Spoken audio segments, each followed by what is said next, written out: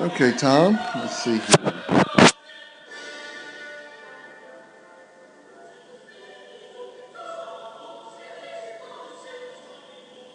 Okay, good release. Okay, now just make sure that we're, going that way for the ladies, that way for the men.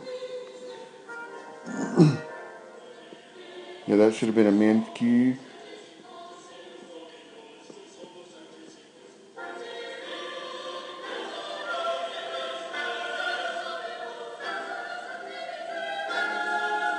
Good sustain. Yeah, make sure that's a really powerful cue to the percussion. Good decrescendo.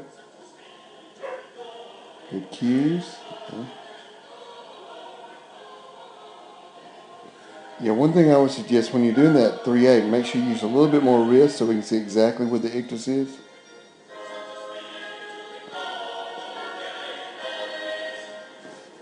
Now let's look at that, the way you're doing the internal release. Take a look at the left hand. Okay, we're not really kind of giving them much of a release. You'll want to make sure that you give just a slight circular motion with your hand, like it's a tiny cutoff, instead of just kind of popping the hand flat to them.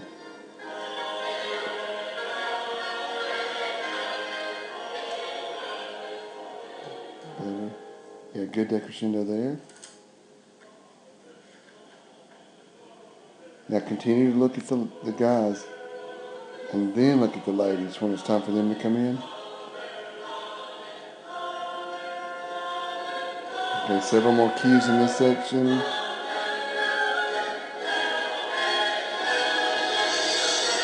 Okay, good crescendo at the end, building into the big loud section.